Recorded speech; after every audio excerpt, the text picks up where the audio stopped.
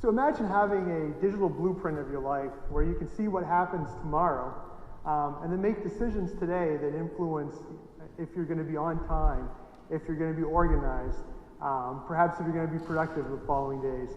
That's exactly how intelligent machines are influencing manufacturing today throughout our factories. Next slide. If you take a look at our global manufacturing, the U.S. right now is experiencing global manufacturing pressure, and our market share is continuing to be challenged, as you can see here. Next slide. This is really leading to an increasing skills gap throughout the manufacturing industry because we have a shortage of skilled labor, and then this eroded margin for our manufacturing continues to suppress our pipeline of talented engineers and skilled workers. It's estimated that 10 million new skilled workers are going to be needed by 2020. We take a look at some major milestones throughout history with manufacturing. First, in the 1900s, we saw the Industrial Revolution, where you had a transition from hand labor to machines. This increased the overall output and also offered much better repeatability for assemblies. In 1930, Henry Ford introduced the assembly line. This was cutting edge because you had a moving assembly line that was bringing the work to the laborer. Therefore, you had a lot less queue time, and you're able to move the parts through the operation. In 1980, Toyota introduced the lean production system. This allowed you to have flexible mass production where you're constantly going after waste streams that would slow you down. And then currently and moving forward, GE's brilliant factory is introducing intelligent machines that really enable a factory to never stop. You're always producing parts. So what is a brilliant factory? At its core, a brilliant factory has a digital backbone for a self-improving factory ecosystem. Effectively, you're collecting all kinds of data and information, and you're feeding it to machines so it can be more intelligent. It's creating a digital thread, if you will, or a digital twin of the parts that you're manufacturing. And that allows you to see the future, to see problems that are happening, see problems that are coming up, and to enable the machines in the factory to respond to those within minutes instead of months.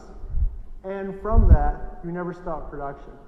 At the heart of this, that really makes this work, is intelligent machines. So what makes a machine intelligent? First, machines that speak to us. So by connecting machines and listening to them, we're able to recognize problems with the machine. For example, a machine needs maintenance or it needs to be updated, and we can take care of those quickly instead of having to wait for a machine to fail. Benefits of that are higher availability. Machines also add sensors to them so that they can learn.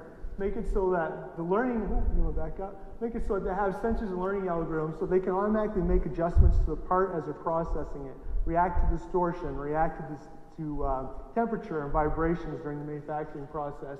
And that benefits you by improved quality of the part and reduced scrap. And finally, make machines that are adaptive. So add vision and tactile sensors to machines so that they can find parts and process them on their own.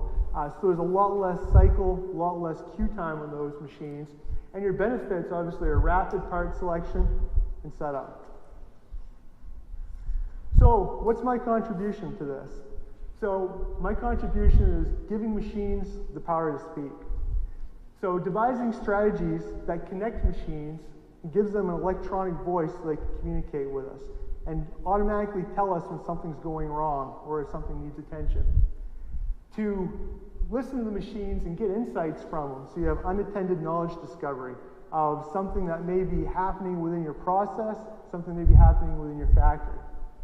And then partnering with machines, literally partnering with machines to get optimized. So optimize your factory so that you're more competitive and more agile.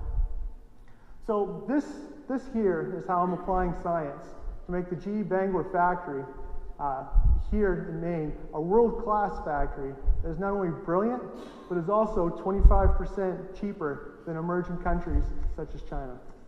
Thank you.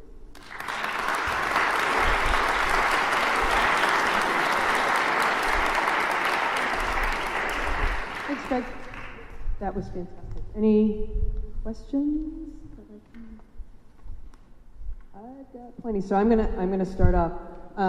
Who's your biggest competitor in the brilliant factory design, or is this GE leading the way and no one else is doing it?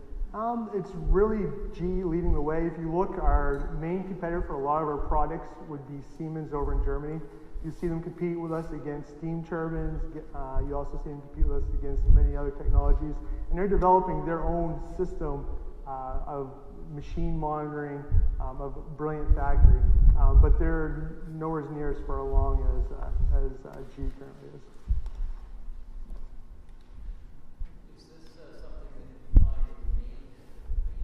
Yes, yes. So all of our machines in the factory are connected. We can log in from our cell phone. We can see what's happening. We have a rule-based system so that we have certain events that are detected from sensors on the machine, for example, vibrations, loads, etc. And they'll alert us to if they need maintenance, if something's going wrong, and we'll even compare themselves to historical baselines to let us know that maybe something's happening, like a bearing's going bad, a motor, etc. Yes. So entrepreneurial terms like lean and agile usually indicate that there's going to be a smaller workforce. Yep. I'm curious about GE's commitment to keep people and their skills at pace with your product. That's a great question. So if you look at Bangor, for example, we're seeing year-over-year growth of better than 5%.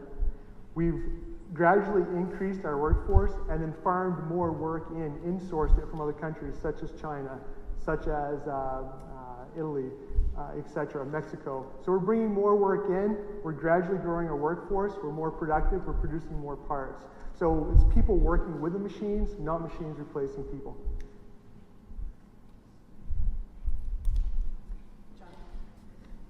Yes?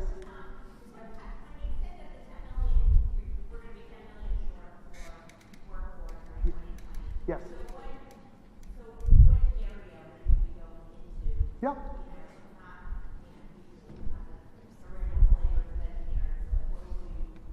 Right. Right. So her question was, 10 million people. What skills? What skills are you short? Well, that's engineering. All engineering disciplines, whether it be manufacturing, electrical, aerospace, spatial, all the different engineering disciplines, but also trades such as NC machining, CAD programmers, machinists, skilled machinists, laborers, etc. Those are all the skills that we're losing, and a lot of those programs are apprenticeship type programs as well from like local trade schools.